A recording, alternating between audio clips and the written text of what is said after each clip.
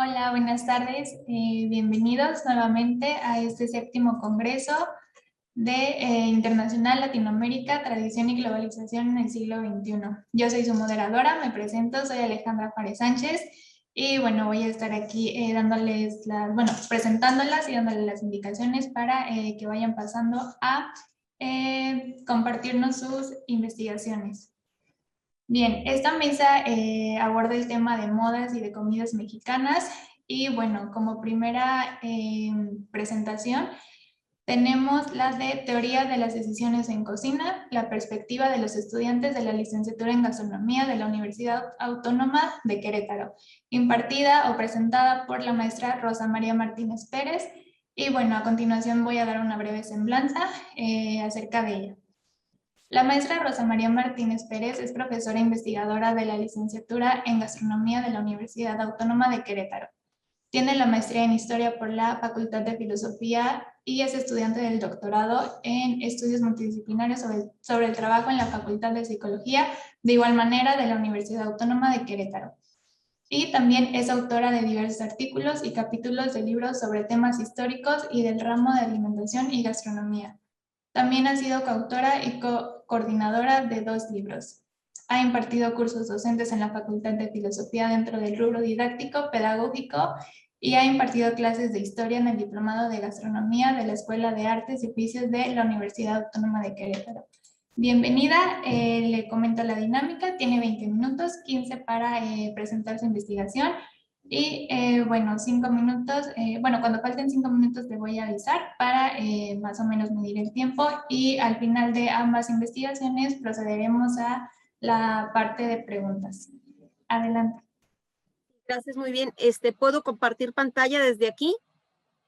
Sí, claro, me parece que sí.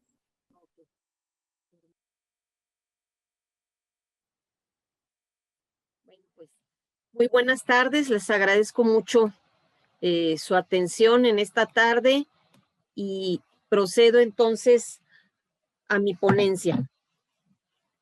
La ponencia gira en torno a las decisiones que se toman en las cocinas, pero desde la perspectiva de los estudiantes de la licenciatura en gastronomía de la Universidad Autónoma de Querétaro.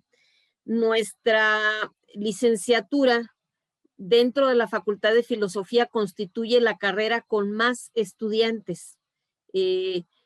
Verdaderamente, si se juntan todas las otras licenciaturas, apenas alcanzarían los números que tiene nuestra licenciatura por sí misma. Y bueno, pues la licenciatura se fundó en el año de 2011 y con este trabajo quise investigar qué pasa en las cocinas cuando están trabajando y cuando tienen que tomar una decisión.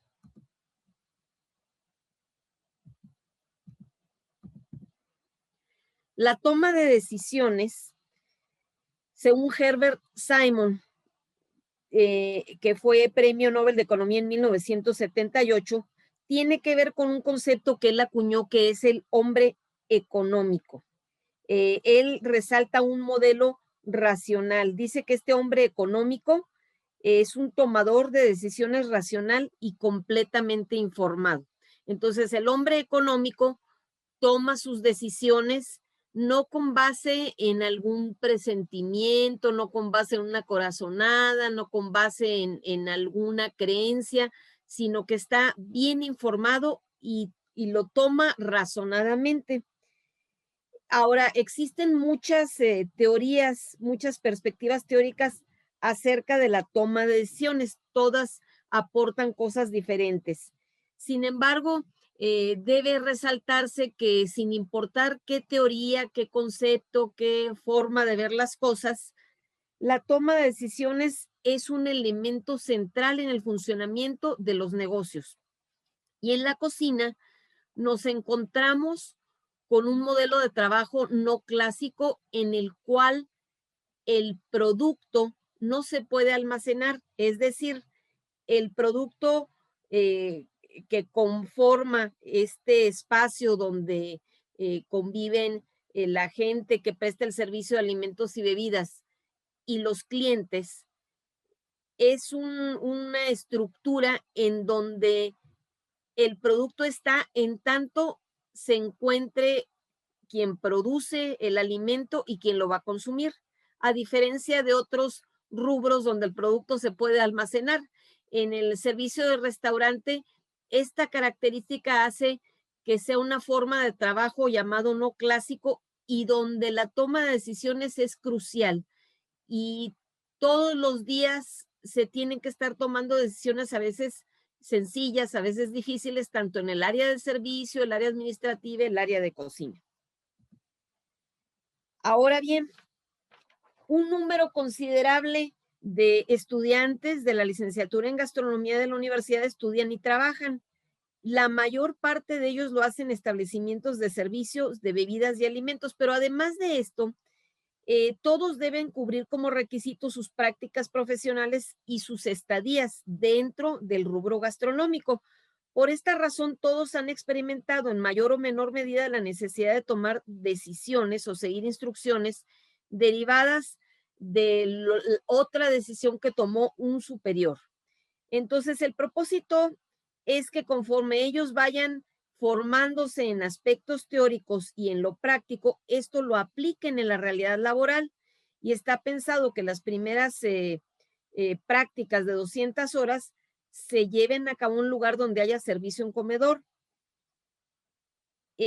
También cuando llegan a noveno semestre deben de cubrir sus estadías con 300 horas. Este solamente es parte de todas las horas que ellos deben de cubrir en un sentido práctico. Entonces, bajo estas bases, sobre las horas de práctica, además de lo que corresponde a las estadías y para los fines de esta investigación, se trabajó con una propuesta que estoy haciendo de 3 formas de decisión que para lo que se va a exponer aquí, denominé como decisiones simples, decisiones planeadas y decisiones críticas.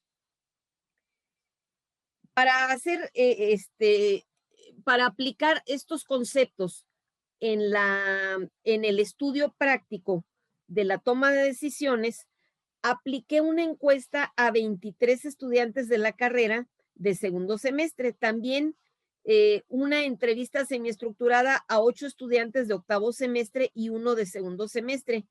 También una entrevista a 2 egresados de la carrera.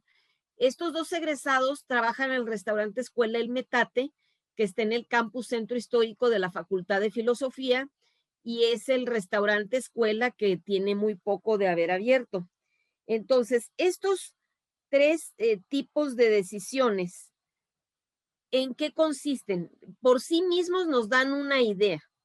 Sin embargo, el más complejo es el que tiene que ver con las decisiones críticas. Pero antes de avanzar, pues debo comentar que la toma de decisiones es un concepto esencial para la teoría de las organizaciones y los estudios laborales. Y Joseph Vidal define la decisión como un proceso mental en el que es posible identificar las acciones que se tomarán para conseguir solucionar un problema o una disyuntiva para conseguir un objetivo. Por otra parte, B.F. Skinner, el gran psicólogo de mediados del siglo XX, decía que las decisiones son función de los estímulos ambientales exactamente igual que otra respuesta. Y esto es porque muchas de estas decisiones nos vemos en algún momento forzados a tomarlas porque el ambiente que nos rodea nos lleva a eso. Entonces, en el análisis conceptual del acto de la toma de decisiones, vamos a ver ciertos elementos. En primer lugar está el sujeto o decisor, la persona que toma la decisión. Las alternativas y o cursos de acción, que como mínimo deberán ser 2.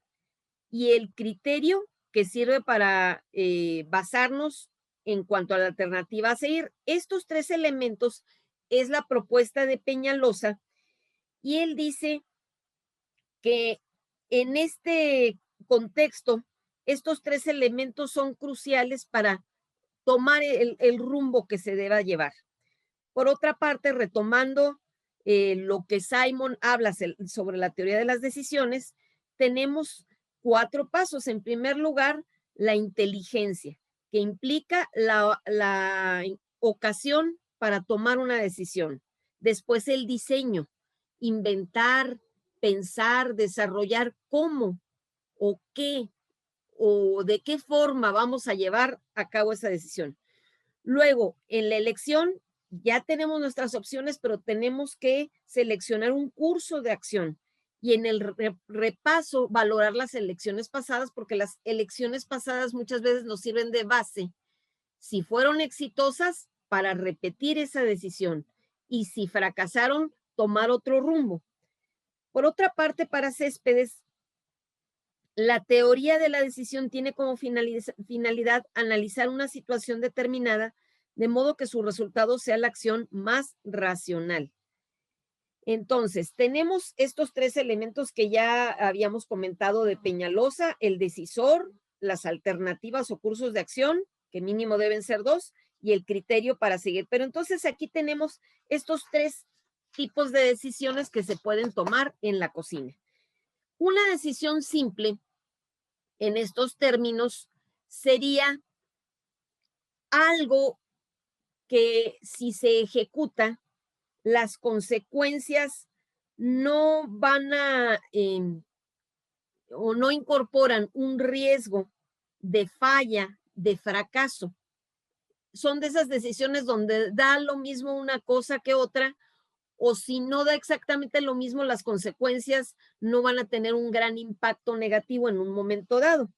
Por ejemplo, si se acabó el gas en cocina y nuestro proveedor de gas quedó de llegar y no ha llegado, en ese momento podemos ver pasar otro tanque de gas por la calle y decir, bueno, pues es el mismo, es el gas.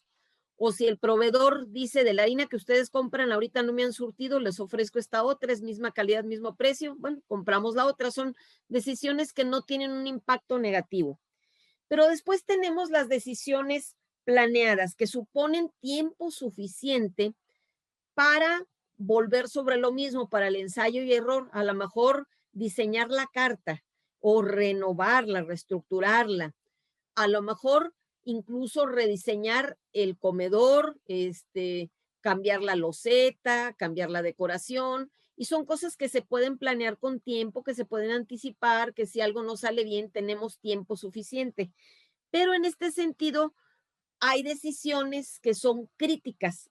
Las decisiones que he llamado críticas llevan el sello de la emergencia, de lo no previsto. Entonces, ¿qué sucede cuando tenemos un banquete con 200 comensales, con 800 comensales y hay una falla en la cocina? Por ejemplo, aquí en Querétaro, el Tribunal Superior de Justicia del Estado cada fin de año realiza una comida de Navidad, una comida para despedir el año. Y a esa comida asisten alrededor de 1,200 personas. Entonces, en una ocasión como esa, imagínense lo que es que, por ejemplo, se vaya a servir una crema y la crema se corte, o que de repente se queme algo, o que se eche a perder algún insumo. Entonces, en esos instantes, ¿qué puede hacer la persona? Pero además, otra característica de la decisión crítica es el tiempo para tomarla. No es lo mismo contar con 10 minutos, con media hora, que tener de 1 a 3 minutos. Es la temporalidad que uno puede tener para poder tomar una decisión y que debe de ser acertada. ¿Qué características debe de tener la persona para poder tomar esa decisión crítica y que salga bien? Es lo que vamos a seguir viendo. Otro aspecto que debemos de considerar en esta toma de decisiones es si se toma de forma individual o si se toma de forma colectiva. Y a veces esto también es muy importante porque en ocasiones hay alguien que quiere tomar una decisión y está en lo correcto y otra persona con la misma autoridad quiere tomar otra decisión, y donde hay varias personas que tienen el mismo nivel de autoridad o que tienen, se legitima su participación, allí puede haber un problema, un conflicto. Pero también hay otra cosa que denominé los estados del alma. Es muy difícil definir las emociones. Hay muchas definiciones de las emociones y realmente hay quienes a lo mejor dejan fuera unas emociones, otros les llaman estados de ánimo, etcétera. Yo les llamé estados del alma. Y esto tiene mucho que ver precisamente con el trabajo en cocina. Si una persona que trabaja en cocina tuvo un mal día y llega a cocina, llega deprimido o llega preocupado o llega enojado, todo eso va a tener un impacto directo con el resultado que pueda haber después de tomar una decisión o al momento de tomar una decisión. Entonces, pensando en esto, ¿cómo funciona todo este esquema, toda esta estructura en cuanto a las decisiones que se toman en cocina cuando están trabajando los estudiantes? Sin importar las circunstancias o el lugar donde laboren, la presencia estudiantil en las cocinas involucra que participen dentro de la toma de decisiones tanto de instancias superiores o bien que los mismos estudiantes tengan que tomar las decisiones. En las entrevistas y en las encuestas pude darme cuenta que a veces son ellos los que tienen que tomar la decisión. Es gente muy joven y que a veces no está quien debería de tomar la decisión y la responsabilidad recae sobre ellos. Entonces, para este fin, apliqué una encuesta dirigida a estudiantes de segundo semestre de la carrera que consistió en un formulario de Google con 4 preguntas cerradas. La primera pregunta fue, en tu experiencia laboral, al trabajar bajo presión en cocina, ya sea para un evento social con al menos 50 comensales o bien con aforo lleno en restaurante y clientes aún en espera, ¿qué situaciones negativas se presentan en cocina? Y prácticamente se dividió en 3, de todas las opciones que puse, se dividió en 3 partes. Hagan de cuenta un pastel dividido en 3 partes casi iguales. Hay irritabilidad, hay frustración y hay ansiedad. Es decir, estos estados del alma, estados de ánimo o emociones, pues no se pueden separar de la toma de decisiones. Dice Daniel Kahneman, la utilidad no se puede separar de la emoción y las emociones se desencadenan por medio de cambios. Una teoría de la elección que se olvide completamente de sentimientos, tales como el sufrimiento ocasionado por la pérdida, el arrepentimiento derivado de los errores, no solamente no es realista desde un punto de vista descriptivo, sino que lleva también recomendaciones que no sirven para maximizar la utilidad de los resultados tal como se sienten realmente. Fin de la cita. Entonces, estos estados del alma, que les llamo, son elementos cruciales a la hora de diseñar un rumbo de acción, a la hora de tomar una decisión en un sentido o en otro. Entonces, cuando se trabaja en cocina, nosotros vamos a encontrar que hay una complejidad subjetiva del carácter y el temperamento que es puesta a prueba, como también las relaciones interpersonales entre los miembros del equipo de cocina. Todo ello se puede complicar. Si hay una relación de rivalidad, si hay una relación de enojo, si hay un desencuentro, esto va a surgir como un elemento de obstáculo en la toma de decisiones. Ahora, la segunda pregunta de la encuesta se basa en el presupuesto de la primera y va al centro del problema. Dice así, cuando las circunstancias son como se describen en la pregunta número 1, ¿qué sucede con el personal de cocina al ocurrir un hecho imprevisto que amenaza de forma importante el servicio efectivo en tiempo y forma a la mesa de los comensales? Y bueno, hay muchas cosas que pueden pasar. Por ejemplo, un alumno de octavo semestre me expresó que en alguna ocasión se fue la luz en el restaurante. Imagínense con el restaurante lleno y de repente se va la luz y ya no funciona el sistema para las comandas, ya no funciona el sistema para el pago con tarjeta, licuadora, molino, todo lo que se necesite con electricidad, pues ahí queda. Y en este sentido, casi la mitad de los estudiantes expresó sentir frustración, que es fue el estado emocional más frecuente en esta respuesta. En segundo lugar, con casi 22%, la angustia. Sin embargo, un 10% aproximadamente de estos estudiantes dieron o eligieron de la encuesta respuestas positivas, como por ejemplo, con un equipo bien preparado, se buscan soluciones en equipo, dar solución pronta al problema. Entonces, digamos que 1 de cada 10 supone, cuando hay una situación así, que debe haber algo que se pueda hacer, que no se pueden quedar con la angustia de qué vamos a hacer si la gente está esperando. Y la tercera pregunta se enfoca más precisamente en las decisiones críticas. Y dice así: en condiciones como las descritas en las preguntas 1 y 2, cuando se trabaja bajo presión y se da una situación imprevista, pero solo se cuenta con un margen de 1 a 3 minutos para tomar una decisión en función de resolver el contratiempo, ¿cuáles son los principales problemas para tomar la decisión? Y yo les puse varias opciones y lo que podían responder era que pues que existieran 2 soluciones, pero mutuamente excluyentes, o que hubiera diferencias de opinión entre quienes trabajan ahí en la cocina, o que hubiera temor de tomar una decisión y que estuviera equivocada, o dificultad para concentrarse y tomar la decisión porque están con el tiempo encima, se bloquean.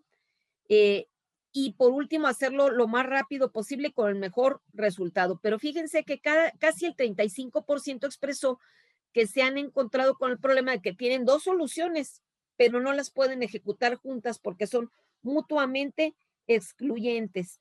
Pero también la dificultad para concentrarse por el tiempo, un poco más del 30%, y las diferencias de opinión en cuanto al rumbo a tomar, el 26%. Entonces, ya para terminar, en el marco de las 3 formas de decisión que aquí se estudiaron, que son simples, planeadas y críticas, dentro del trabajo gastronómico, se encontró que el estudiantado se enfrenta en ocasiones a circunstancias que ponen a prueba su esfera psicoemocional. Esto que aquí se ha denominado como estados del alma, en el sentido de que son aspectos observables, pero obedecen a procesos mentales internos propios de cada individuo.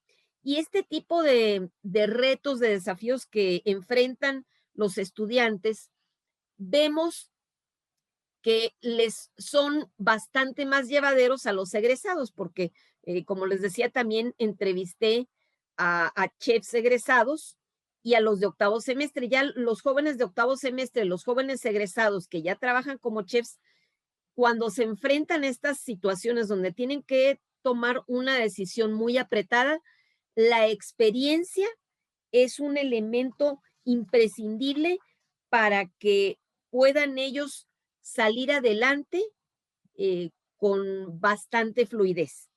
Y bueno, creo que ya se me acabó el tiempo, ¿verdad, Alejandra? Ok, pues Sí, así muchísimas es. gracias por su atención. Gracias a usted, maestra Rosa. Sin duda un tema muy interesante, muy importante que abordar, sobre todo por este tema de la presión, la tensión y demás cosas que conllevan el hecho de trabajar en cocina. Como les comentaba, al final va a estar la sección de preguntas. Por si tienen alguna, la puedan dejar en el chat. Bien, ahora continuamos con la investigación por parte de las maestras María Eugenia Barbosa Ortega, Daniela Martínez Parentelanda y Claudia Lorena Serrano Campos.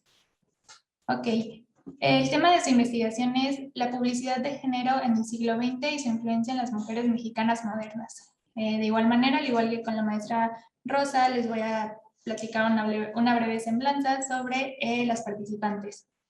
Bien, la maestra María Eugenia Barbosa Ortega es químico en alimentos y maestra en nutrición humana por la Universidad Autónoma de Querétaro, en donde actualmente es coordinadora de la licenciatura en gastronomía y docente en ese programa educativo en el área de nutrición.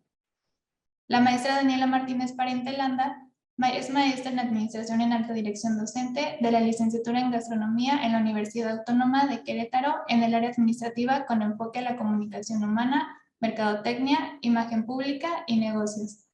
Y por último, pero no menos importante, Claudia Lorena Serrano Campos, egresada de la licenciatura en psicología y actual estudiante de la licenciatura en gastronomía, ambas de la Universidad Autónoma de Querétaro. Actualmente forma parte del colectivo EduBeach, donde trabaja con grupos de apoyo a mujeres. De igual manera, 20 minutos para presentar su investigación. Cuando queden 15 minutos, a la maestra Daniela le envió un mensajito directo para informarles que les queda 5 minutos. Adelante.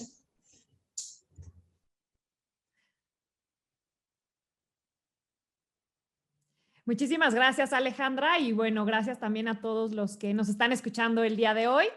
Así como lo comentó Alejandra, nuestra ponencia trata sobre la publicidad de género en el siglo XX y su influencia en las mujeres mexicanas modernas. Y como decía David Ogilvy, padre de la publicidad, el consumidor no es cualquier persona, el consumidor es tu mujer. Entonces, nos damos cuenta que desde hace muchísimo tiempo, desde que realmente se profesionalizó el tema de la publicidad, las mujeres han sido tomadas en cuenta como tendencia y sobre todo como pauta para el consumo dentro de los hogares, no solamente los hogares mexicanos. El día de hoy vamos a hablar sobre todo, y el objeto de estudio de esta ponencia es los recetarios del periódico Excelsior que se publicaron en la década de los 50, entre 40, 50 y 60. Entonces, sobre eso nos vamos a enfocar y en específico vamos a hablar justamente de esta publicidad de género, que es importante comentarlo y más en estos tiempos. ¿Qué es publicidad? Para definir qué es la publicidad, la RAE dice que es la divulgación de noticias o anuncios de carácter comercial para atraer posibles compradores, espectadores y usuarios. También podemos definirla como técnica de comunicación comercial que intenta fomentar el consumo de un producto o un servicio a través de los medios masivos de comunicación y como lo acabo de decir hace un momentito, el día de hoy vamos a hablar en específico del periódico Excelsior. ¿Qué funciones tiene la publicidad? La de informar, mostrar producto o servicio. También tiene la función económica, el de obtener beneficios monetarios. Sustitutiva, el reflejar la represión manipuladora de la realidad, todo lo que tiene que ver con esto aspiracional. También tiene una función creativa, en donde se unen todos estos diseños y toda pues la estrategia para lograr realmente influir y manipular a los consumidores. Y también tiene la función estereotipadora, la que ofrece modos de vida y cultura en específicos que han generado tendencia durante toda la historia, ¿no? Y lo vemos en la moda, lo vemos en las actitudes. ¿Qué es un estereotipo? El estereotipo es la imagen o idea aceptada comúnmente por un grupo o sociedad de carácter inmutable. Y aquí es donde ya se empieza a marcar el género como tal, y es cuando decimos que el género es una representación cultural que contiene ideas, prejuicios, valores, interpretaciones, normas y deberes sobre la vida tanto de mujeres como de hombres, ¿no? Todos estos roles que vamos viendo como impuestos en las diferentes imágenes a lo largo de los recetarios del periódico Excelsior y bueno, a lo largo de las revistas, ¿no? Desde esa época hasta la fecha. En la publicidad se ven los estereotipos muy marcados. Se presentan justamente estos patrones y conductas que van generándonos tendencias y formas de comportamiento dentro de la sociedad.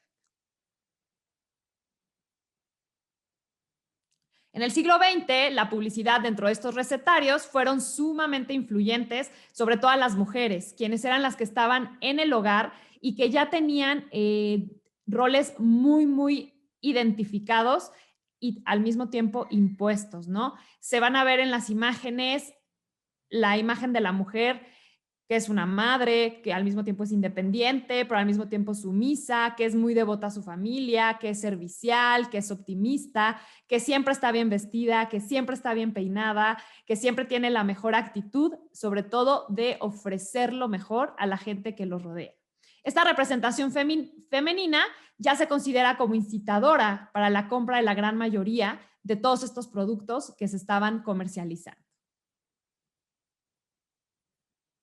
¿Qué tipo de productos vemos en estos anuncios?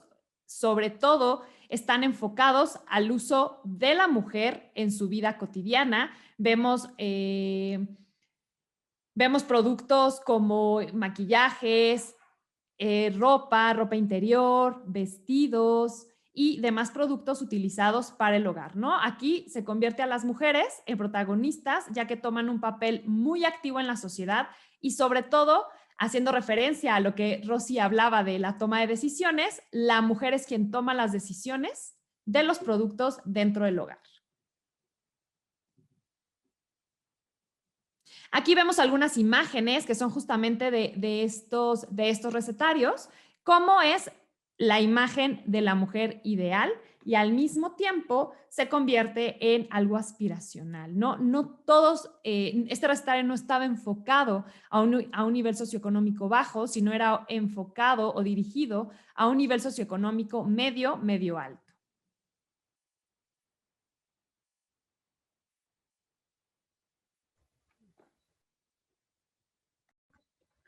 Bueno, para trabajar específicamente el impacto de la publicidad en el papel de la mujer en la alimentación, nos basamos mucho en los trabajos de la doctora Sandra Aguilar, que es investigadora por la Moravian University, y ella estudia lo que son los patrones y cambios alimentarios de las familias y la mujer mexicana en el contexto rural, en el contexto urbano, en las décadas de 1940 a 1950.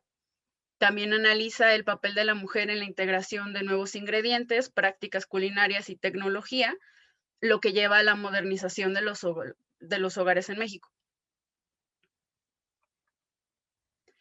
Bueno, como ya vimos, el papel de la mujer en esos momentos era sumiso, dedicado, hogareño.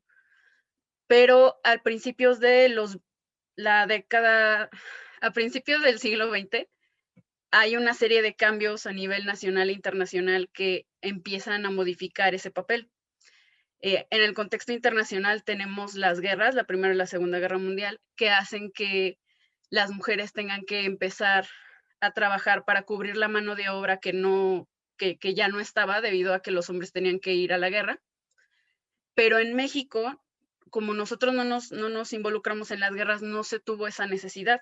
Entonces, la manera en la que las mujeres empezaron a entrar al ámbito laboral fue a través de la cocina, porque se consideraba que era una tarea adecuada para ellas. Entonces, tenemos que llegan nuevas tecnologías que reducen las horas de trabajo necesarias en la cocina, que liberan a las mujeres de ciertas actividades. También hay llegan nuevas costumbres de Europa, de Estados Unidos, y se empiezan a difundir a nivel nacional para llevar a México a la época del progreso. Y la idea era generar una sociedad, una estructura que llevara a México a ser una potencia mundial.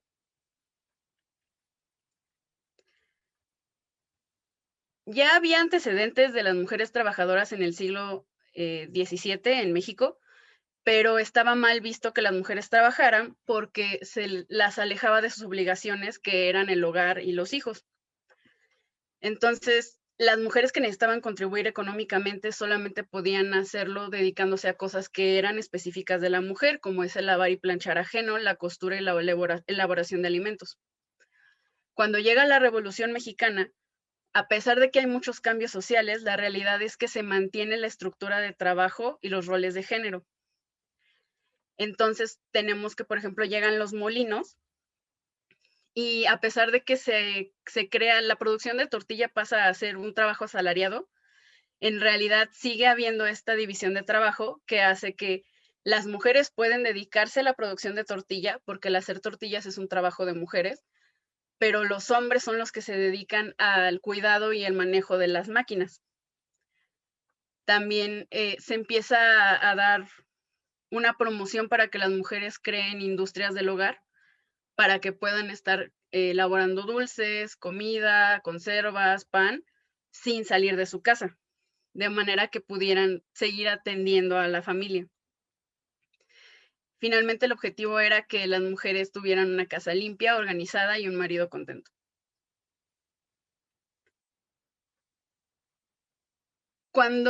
Después de la Revolución, se empezó a promover más que existieran los molinos. De hecho, se crearon sindicatos que eran para proteger a las mujeres en su área de trabajo. y en general se buscaba que cuando los molinos se hicieran como de uso común, las mujeres pudieran dedicarse a la formación de los ciudadanos, al cuidado de la casa y a atender a los obreros y a los hombres. También vemos, por ejemplo, que llega a la licuadora. Esta llega a los hogares de la clase media, la clase alta, junto con otros electrodomésticos, el refrigerador, los hornos, que permiten que las mujeres tengan menos tiempo en la cocina y puedan pasar más tiempo dedicándose a otras cosas. Y entonces se empieza a promover mucho lo que es la elaboración de dulces, de panes. Sobre todo se buscaba que se utilizara más el trigo, porque se consideraba que el trigo era un alimento civilizado, similar al de Europa, al de Estados Unidos, a diferencia del maíz. Entonces, a las mujeres de la clase media se les daban este tipo de recetarios para que ellas empezaran a utilizarlos, pero también en las clases bajas se publicaron panfletos que buscaban que las mujeres de la clase baja también empezaran a alimentar con pan a sus familias, de manera que crearan un ambiente más civilizado.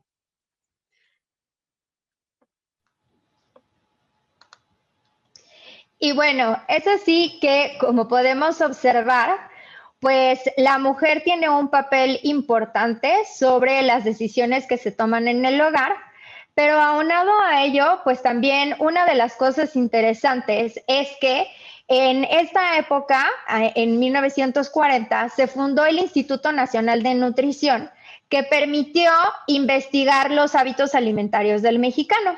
Entonces, al evaluar la calidad de la dieta del mexicano en la situación rural, indígena y también un poco en la urbe, pues la dieta indígena se clasificó como una dieta mala debido a dos cosas importantes. Uno, la cantidad de calorías, es decir, el contenido energético que brindaban estas dietas, y en realidad eran dietas hipocalóricas, es decir, con una baja cantidad de calorías con respecto a las de otros países. Y por otro lado, el origen de estas calorías. Aquí pues había bastante consumo de alimentos que fueran de animales salvajes y de insectos. Entonces, la proteína animal se consideraba como una proteína de mala calidad y baja. Por lo tanto, así como mala, porque pues se mencionaba que las personas o los trabajadores eran débiles por no tener las suficientes calorías y proteína, y también al compararla con las dietas en Europa o en Estados Unidos, pues finalmente al no haber consumo de carne o de leche o de otra proteína de origen animal, se consideraba como poco civilizado. Entonces vemos que este otro hecho de investigar la dieta, pues también se vio la necesidad en general de que las políticas alimentarias estuvieran pues orientadas a poder hacer un México más moderno. Y la manera pues en la que se aprovechó para poder modernizar a la población es justamente con el papel de la mujer como aquella que toma decisiones y que puede promover cambios en el hogar. Entonces aquí vemos cómo los recetarios del Excelsior pues son una herramienta importante para que estas políticas alimentarias se implementaran en los hogares, para que las mujeres tomaran la decisión de preparar esos platillos. Pero por otro lado, no solamente por la receta, sino también por la publicidad, que es el enfoque de esta ponencia. Y es así como vemos, por ejemplo, aquí una imagen pues de la mujer moderna que está sirviendo a los hogares, pero ya con productos que van a venir industrializados y pues que se venden y se promueven en esta publicidad. En este sentido, había dos direcciones de la publicidad, una enfocada a que los productos pues traían una mejor nutrición, una mejor calidad en la alimentación, y es así como vemos alimentos que se promueven a base, por ejemplo, de la leche. Aquí es muy interesante los estudios justamente que hace la doctora Sandra sobre la modernidad y el consumo de leche. En realidad, en México no había consumo de leche, pero para poder modernizar la dieta, la proteína más barata era a partir de la leche. Pero en general a los niños no les gustaba, el sabor no era agradable, no caía bien al estómago, hay una intolerancia a la lactosa importante en nuestra población, entonces costaba trabajo meter la leche en la dieta del mexicano. Por lo tanto, esta publicidad estaba enfocada para que la mujer tuviera ese papel de poder brindar leche a los niños, ¿no? Ahí vemos el hincapié de que la leche materna es el mejor alimento para el niño, y este producto modificador de leche estaba enfocado para la madre, ¿no? Para que lo consumiera, y entonces eso le iba a dar una mayor salud al niño. Pero también al mismo tiempo observamos que en el envase de este chocolate aparecen estos niños que además pues tienen este aspecto rural, donde los clasifica como aquellos que no tienen una buena nutrición, ¿no? O una calidad de la dieta pobre. Entonces, ambos están enfocados para que se mejore la nutrición, y además el uso, por ejemplo, de la leche en polvo, en donde hace mención en que es un alimento que cae muy bien a la digestión y pues que está enfocado a prevenir enfermedades como el raquitismo. Entonces, por un lado, están estos alimentos que hacen hincapié en el uso de proteína de origen animal como la leche, y por otro lado, también en la buena nutrición se considera que es importante incrementar el consumo de hidratos de carbono, es decir, de azúcares. Y así es como observamos otra de la publicidad que a mí me causa pues mucha curiosidad, en donde vemos este refresco rico en azúcares y donde el infante, ¿no? Pues está consumiéndolo y la mamá es la que le brinda esta bebida al niño. Entonces, hace hincapié en que es delicioso, en que es saludable, porque obviamente es altamente energético. Y bueno, además de que está enfocado en la buena nutrición, por otro lado, pues también la publicidad está enfocada a la comodidad, que era algo de lo que mencionaba Claudia hace un momento.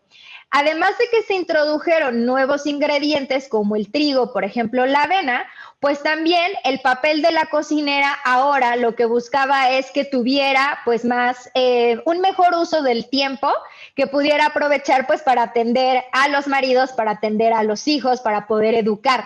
Entonces, estos productos pues también se publicitaban con el sentido de ser mejores, porque pues iban a brindar más comodidad y porque pues eran alimentos industrializados que además pues eran más modernos, seguros y que iban a darle pues a la mujer el tiempo que necesita. Entonces vemos aquí alguna de la publicidad, por ejemplo ahí mujer prevenida vale por 2, por ahí veíamos también otras frases en donde dice, bueno, el gusto de las amas de casa.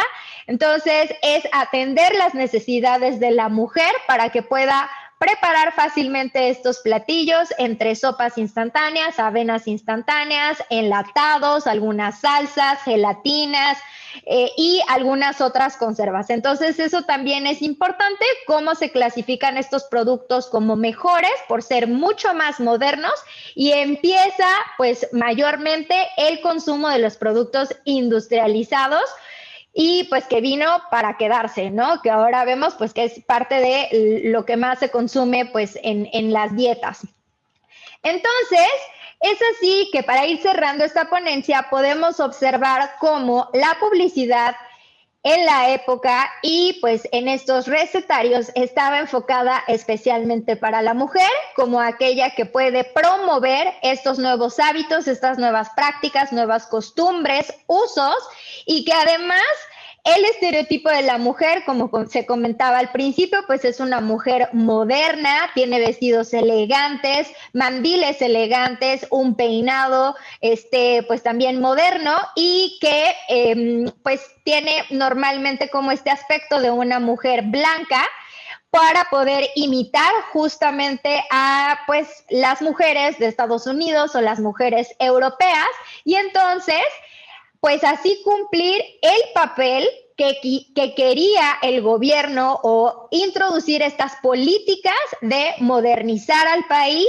modernizar la dieta y generar el progreso en México. Entonces vemos cómo la mujer fue el objetivo, el público meta a quien se dirigió toda esta publicidad para que indirectamente, un poco inconscientemente, tomara ese rol de modernizar a nuestro país y pues estos hogares de la clase media urbana.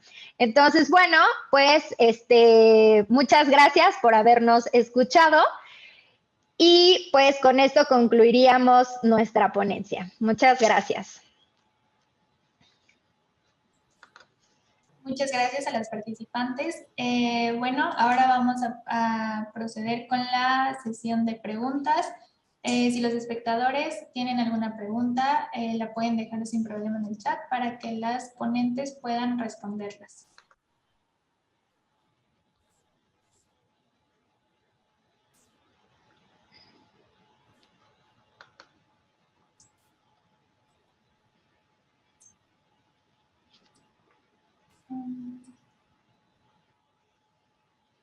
Ok, me parece que no hay preguntas por el momento. Pero bueno, en lo personal se me hicieron investigaciones y temas muy importantes y relevantes, sobre todo por la situación actual global que se está pues viviendo. Son temas que se están abordando, constantemente vemos en las noticias, vemos en redes sociales que estos temas están en constante deconstrucción o que están en este proceso de construcción para cambiar todo esto en cuanto a la publicidad, en cuanto a esto de tomar la importancia de las emociones, sin importar el ámbito laboral en el que se encuentre la sociedad. Es importante darle el seguimiento, la importancia que se merece. Y bueno, felicidades a las ponentes. Sin duda, investigaciones muy completas, muy dinámicas, muy importantes, con información muy relevante. Y bueno, por parte de la Universidad Internacional, agradecemos mucho su participación y esperamos muy pronto su visita. Muchas gracias, Alejandra. Muchas gracias por la invitación. ¿Algún comentario? Muchas gracias. Hasta luego. Gracias. A mí me gustaría añadir, Alejandra, si me lo permites, que bueno, nosotros en la Universidad Autónoma de Querétaro, de las cuales a las 4 pertenecemos a esa universidad, pues estamos muy contentos de participar aquí. Y bueno, estos temas, sin duda, pues son temas transversales que se deben de tocar, ¿no? Como es la cuestión del género. Y por eso es que pues también tenemos nosotros este interés de pues verlo aquí en la licenciatura, ¿no? Para que sea algo que pues vaya también delineando un poco hacia dónde pues sería lo ideal para nuestro programa y para que tengamos pues justamente egresados conscientes de esta problemática de género. Entonces, pues muchas gracias por darnos el espacio y pues ojalá podamos colaborar en algún momento. Esperemos que sí se dé la oportunidad. Muchas gracias por su participación. Gracias. Gracias. Gracias. Buenas tardes. Hasta luego.